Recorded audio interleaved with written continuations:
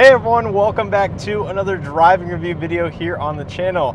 Today you join me in my second ever drive in a Miata, and it's the 2025 Miata RF Grand Touring, arguably the spec that I would personally choose if I were to purchase one of these vehicles. So if you've been subscribed or follow along here on the channel and have seen my video review that I did last year with the 2024 ND3 Club RF, then you'll know and may have seen I got a lot of heat on those videos for some of my personal opinions and overall assessment of the Miata for a few different reasons.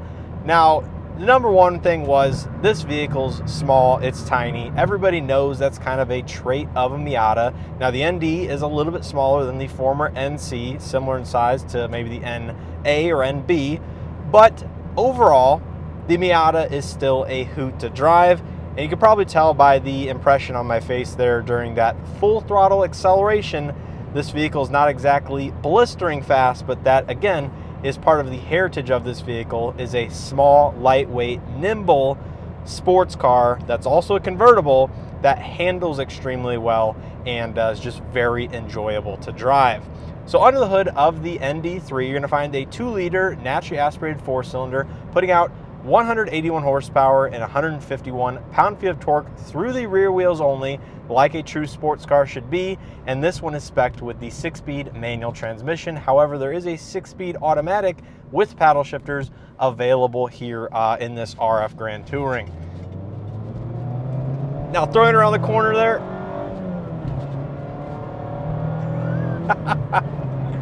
This thing is just an absolute hoot to drive.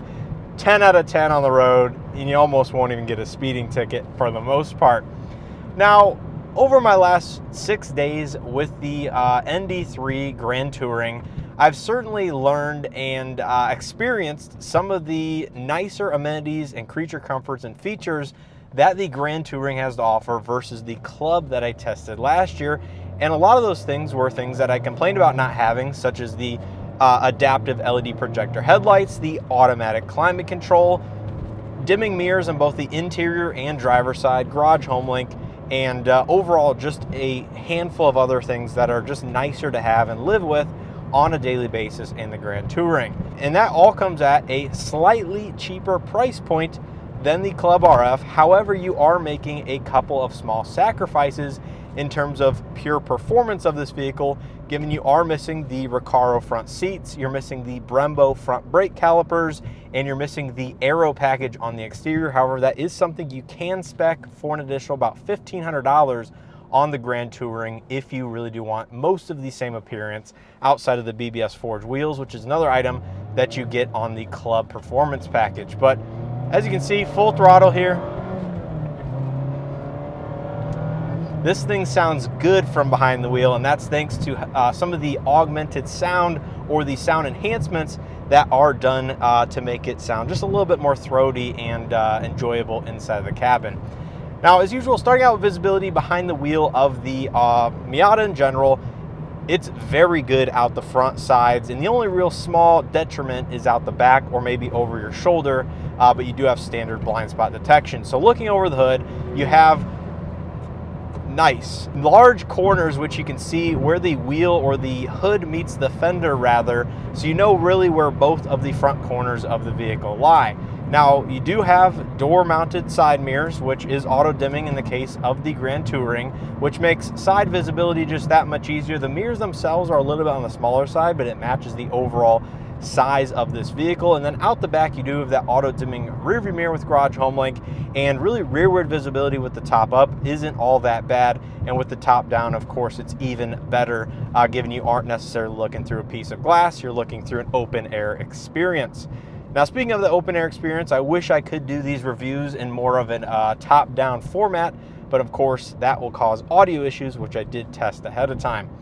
Now, in terms of ride quality, the manual transmission Grand Touring RF does get the same suspension setup, and a lot of the mechanical bits from, say, the Club trim levels, including the Bilstein dampers. You have the asymmetrical mechanical limited slip differential, kinetic posture control for the rear suspension, and the same 17-inch size wheel with a nice summer Grand Touring tire on it, although it's not the lighter weight forged BBS that you get on the Club. All in all, the ride quality of this vehicle going over this bumpy section road really isn't all that bad, and it can get a little bit harsh at times, I'm not gonna lie, as you can see probably by the camera moving around a little bit, but it's tolerable. It's, again, kind of what you expect in a vehicle like this that has relatively small proportions everywhere, and you sit basically just a few inches up from the pavement in which you're driving on, which is one of the most unique attributes that Miata and not a lot of other cars on the road currently do have.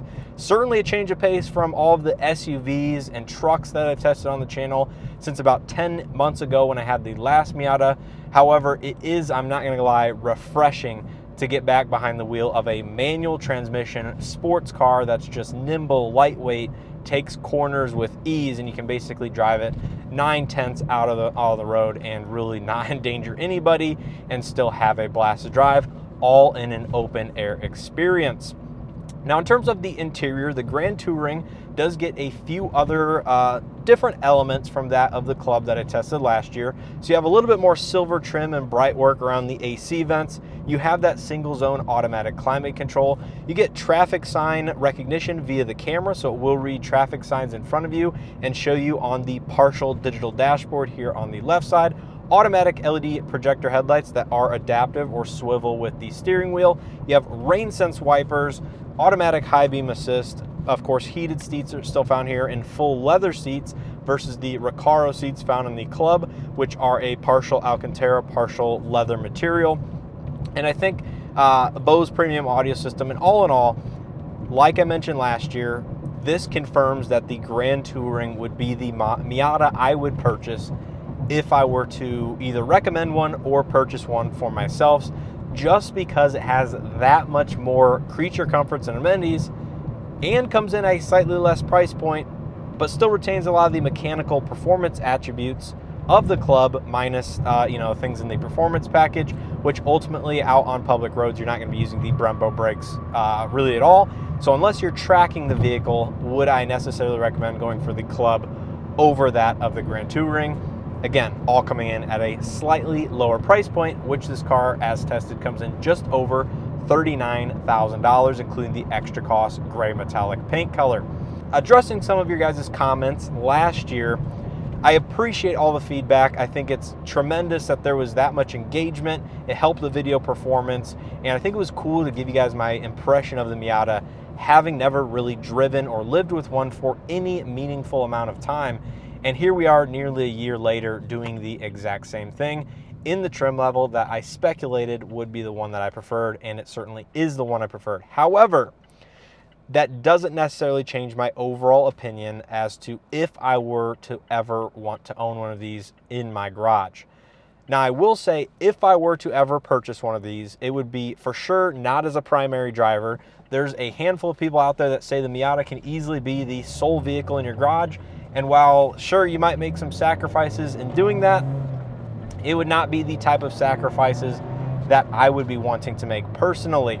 So this would for sure be a second or third car, probably third car, in the garage as a daily driver on those nicer days where, of course, you can have the top down and enjoy the full Miata experience. You sacrifice, of course, things like cargo capacity. If you want to throw anything in the trunk, you want to throw anything in the back of the vehicle, you really have no space to do so. You can barely haul a load of groceries for a single person back to your house, which fits my bill perfectly. But you're just sacrificing a lot of space with the Miata, and in turn that comes practicality, which I myself am just unfortunately not willing to do. Now, the one other attribute that is somewhat unique to my personal experience is that I have spinal fusion, so my back is fixed. I have not a lot of flexibility in my torso, and that hurts ingress and egress, where I bang my head on the hardtop almost every time getting in and out, which is just not enjoyable. But what is enjoyable is taking some of these on-ramps at 65, 70 miles an hour, and you're not even breaking a sweat inside this vehicle. When it comes to those attributes, getting in and out every single day of this vehicle, you're not only going down from your normal entry position, but I'm hitting my head every single day because of my situation with spinal fusion. Now, luckily, the seat comfort, it's not bad. I have no real complaints with these standard Grand Touring seats, other than they do get a little bit hot, especially with the top down or just on a 92-degree day, in which it currently is, where it's extremely humid here in the Midwest. My back does get sweaty, so maybe the lighter leather or the suede seats might be better in that capacity. But it's just a small car, and I think that's where I draw the line as it being a little bit too small for a primary vehicle. Now, some of the other cars that come to mind as maybe different types of vehicle, but somewhat cross-shop that are arguably a little bit more practical, Elantra N with the manual transmission. Of course, again, entirely different vehicle, but it's still a fun car in its own right. 6-speed manual, track capable, and comes in less than this vehicle, substantially less than this vehicle. Of course, we have the 86 and the BRZ twins. Those vehicles are about as equal as it gets, and again, the one that most people do compare or cross-shop to this one, but are not open-air convertible experiences.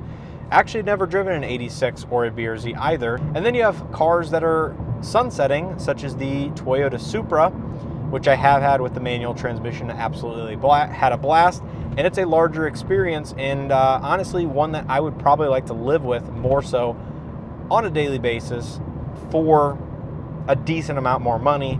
But again, I would say that's a decent amount more car, not necessarily in the fun or the performance side of things, but just in the entire package in what you're getting. But outside of that, I think the Miata has been an absolutely blast to live with, and it's probably one of those cars that I would totally have a fun week with once a year, getting this on loan from Mazda. And yeah, here at speeds of about 58 miles an hour, 6th gear, you're cruising at about 2350, 2400 RPM.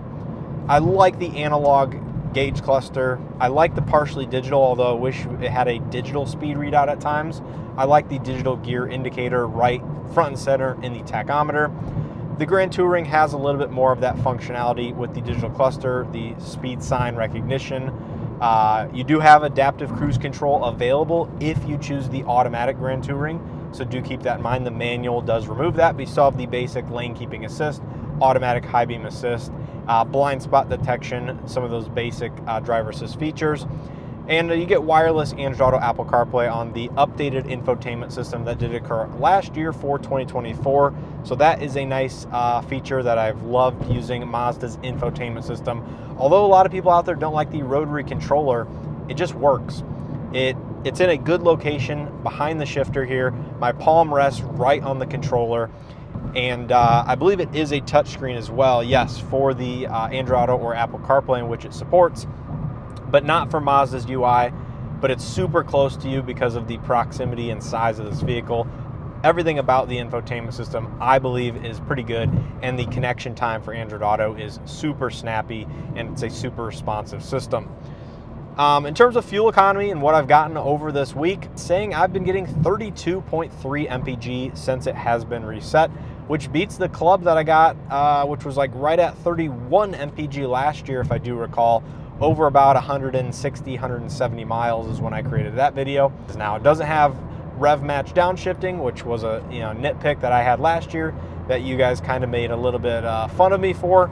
But I'm not the most robust manual transmission driver. I do own a manual transmission car, but if you could just disable that entirely, but enable it whenever you want, that would be something I would appreciate and make easier to live with this vehicle on a daily basis. But outside of that, the Miata is one of the few vehicles these days that can truly put a smile on your face.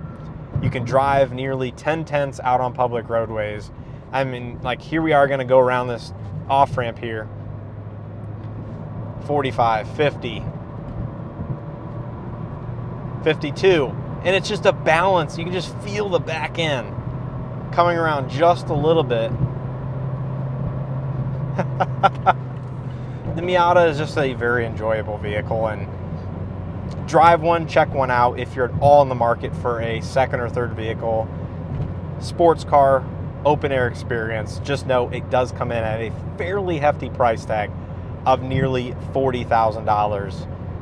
but the Grand Touring RF is arguably probably the one that I would pick if I were to recommend or purchase one. So with all that being said, hopefully you guys enjoyed this driving review video of the 2025 Mazda Miata MX-5 RF Grand Touring. If you guys did, make sure to hit that like button below, subscribe if you haven't already, check out some of the additional videos I have on this Miata as well as the one that I did test last year on the channel.